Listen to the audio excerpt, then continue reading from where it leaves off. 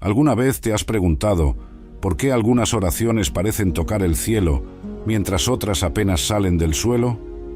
En un manuscrito antiguo, descubierto en las cuevas de Qumrán, los escribas tenían que tomar un baño ritual antes de escribir ciertas palabras sagradas. Eran expresiones tan poderosas que hacían temblar a reyes y caer murallas. Hoy, esas mismas palabras están escondidas en las páginas de tu Biblia, esperando ser redescubiertas. Son palabras que el propio Jesús usó en sus momentos más cruciales, pero que raramente escuchamos en las iglesias. Abba, la intimidad perdida. Era una noche como ninguna otra en el jardín de Getsemaní. El aire pesado cargaba el perfume de los olivos y el silencio solo era roto por una voz angustiada. Jesús, con el rostro mojado de sudor y sangre, pronunció una palabra que cambiaría para siempre nuestra comprensión sobre la relación con Dios. Abba. Esta palabra, preservada en arameo en los textos originales, no era una expresión formal o religiosa. Era el equivalente a nuestro papá, una palabra tan íntima que los rabinos de la época la consideraban inapropiada para dirigirse al creador del universo. Imagina la revolución que esto causó. El Hijo de Dios, usando una expresión que los niños usaban para llamar a sus padres. En los antiguos manuscritos hebreos encontramos registros sorprendentes de cómo los escribas trataban el nombre de Dios.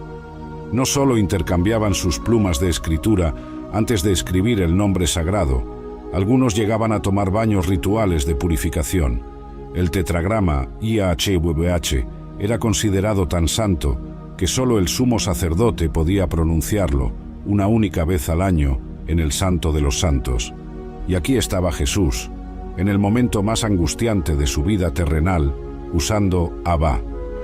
Esta elección no fue por casualidad. En medio de la angustia más profunda, cuando el peso de los pecados del mundo estaba a punto de caer sobre sus hombros, Jesús nos enseñó que podemos acercarnos a Dios con la confianza de un niño con su padre. Años más tarde, el apóstol Pablo, escribiendo a los romanos y a los gálatas, revelaría algo extraordinario.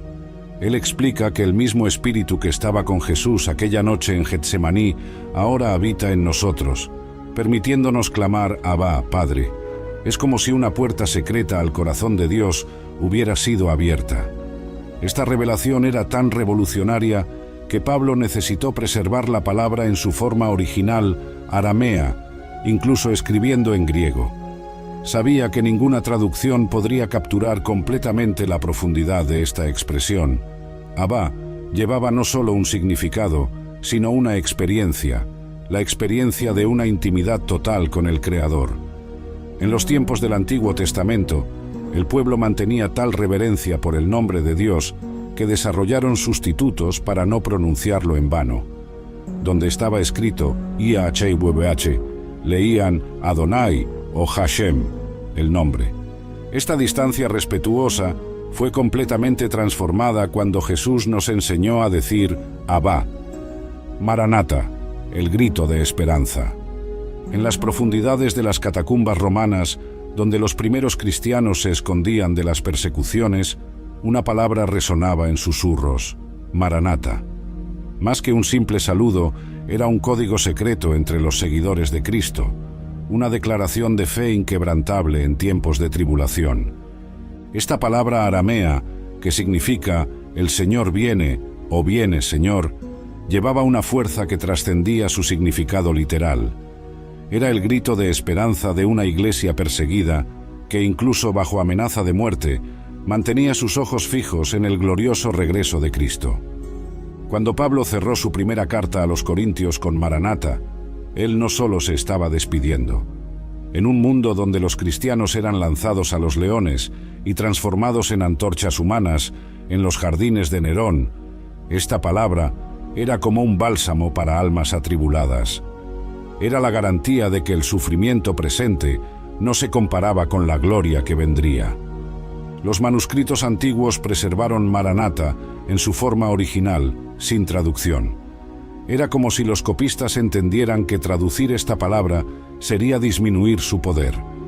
En las reuniones secretas, cuando un hermano susurraba Maranata, El otro respondía con el mismo susurro, confirmando su identidad como seguidor del camino.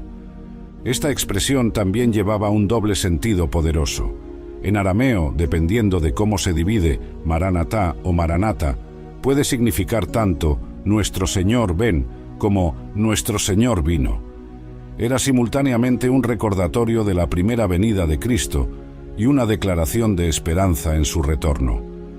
En las paredes de las catacumbas romanas, arqueólogos encontraron esta palabra grabada junto a símbolos cristianos primitivos. Era como si esos primeros creyentes quisieran dejar registrado para las generaciones futuras que incluso en las horas más oscuras mantuvieron su esperanza viva a través de esta simple pero poderosa palabra. La iglesia primitiva usaba Maranata también como parte de sus celebraciones de la Cena del Señor. Mientras partían el pan y bebían del cáliz, proclamaban esta palabra, conectando el sacrificio pasado de Cristo con la esperanza de su regreso glorioso.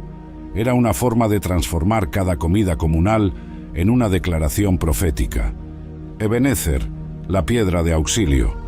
En un campo de batalla antiguo, entre las tribus de Israel y los filisteos, encontramos una historia fascinante sobre una palabra que marcó la historia del pueblo de Dios.